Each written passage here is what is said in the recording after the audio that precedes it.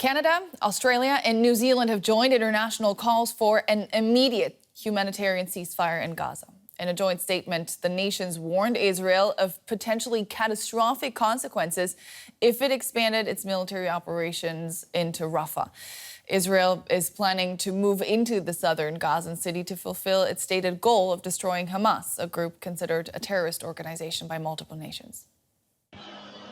Evacuating the Nasser hospital in Khan Yunis. Palestinians carried their belongings in sacks as they made their way out of the complex. The Israeli military said it had opened a secure route to allow civilians to leave the hospital, while doctors and patients could remain inside. It also said troops have been ordered to prioritize the safety of civilians, patients, medical workers, and medical facilities during the operation.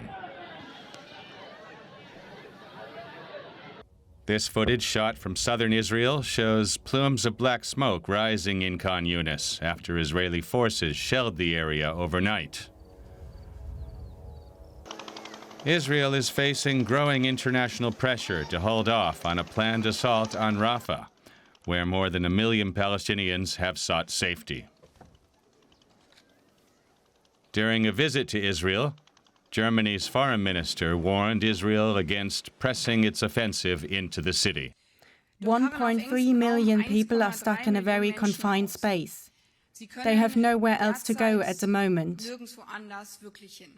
If the Israeli army were to launch an offensive on Rafah under these conditions, it would be a humanitarian disaster in the making. Israel has vowed to fight on until it eradicates Hamas and has made the return of the last hostages held by them a priority. But Hamas says Israel must first commit to ending the war and withdrawing from Gaza. Our correspondent Amin Isif joins us now from Jerusalem. Amin, Germany is just one of many countries warning Israel against its planned offensive in Rafah. Is there any sign Netanyahu is listening? So far, there are no public signs that Netanyahu has heeded any of these warnings.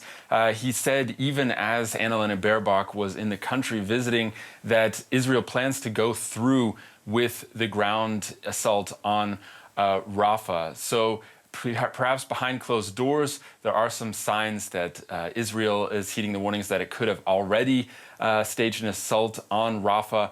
But publicly, Israel has been very defiant. One of the conditions that Germany put forward in order to support the ground assault on Rafah was that more humanitarian aid be brought into Gaza. Well, just yesterday, the far right wing of Israel's already right-wing government succeeded in blocking a massive shipment of aid into Gaza that contained about enough food to feed 1 million Gazans for a month, much needed supplies in the dire conditions in Rafah, but it's not getting into Gaza. And this is even as Germany and the U.S. are urging this aid to get into Gaza before any assault on Rafah happens. Yeah, Rafah, of course, Gaza's main lifeline at this point.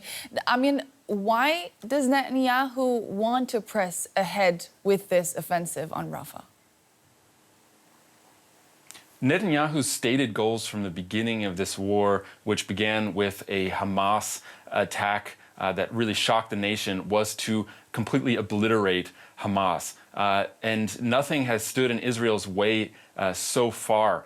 I think Netanyahu believes that failing to essentially destroy Rafah, the last real standing city in Gaza, would show a sign of weakness. And it has to be noted that after the shock of the terror attacks on October 7th, Israelis, the public is very supportive of this war. There's little concern for what's happening in Gaza to the civilians there. So Netanyahu is not facing any pressure from his population despite the protests. There are a minority of Israelis who are very concerned, but the vast majority are supporting Netanyahu 100%.